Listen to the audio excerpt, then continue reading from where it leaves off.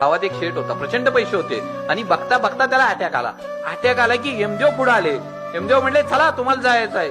तो म्हणला खूळ लागलाय का तुम्हाला, कुणाच्या घरी आलाय, तुम्हाला माहित आहे का गावातला सगळ्यात मोठा श्रीमंत माणूस आहे मी. यमदेव म्हणले तसं नसतं, एकदा आम्ही तुमचं तिकीट कापलं की यावंच लागेल. अहो म्हणला एक काम करा, मला एक 5 वर्ष द्या, माझ्यातली 50% संपत्ती तुम्हाला देतो. यमदेव म्हणले ते खाली चालतं माणसांच्या आत, आमच्याकडे चालत नाही, यायला लागेल. ते म्हणलं बहुतेक हे काय यमदेव काय ऐकत नाहीत. यमदेवांना म्हणला एक काम करा, माझी सगळी संपत्ती तुम्हाला घ्या, फक्त 2 मिनिटं द्या.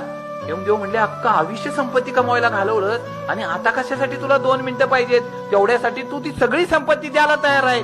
नाही म्हणला, मला ह्या 2 मिनिटात जाऊन बायकोला सांगायचंय माझं तुझ्यावर प्रचंड प्रेम होतं, मला आईला सांगायचंय की आई मला तुझी काळजी घ्यायची होती, भावाला सांगायचंय, अरे त्या घरात आपला वाद होता ना, ते घर दिलं तुला, नाही मला तुझ्याशी वाद घालायचाय, मला पोरांना सांगायचंय तुम्हाला मला यशस्वी करताना बघायचं होतं, माझा प्रचंड जीव आहे, मला तुम्हाला वेळ द्यायचा होता, परंतु देता आला नाही, एवढं माझ्या माणसांना सांगून यायचंय, तेवढ्यासाठी मला 2 मिनिटं द्यावं. आणि यमदेव म्हणतो अरे जर वेळ हातात होता तवा का नाही त्यांना दिला आणि आता कशासाठी रडतो.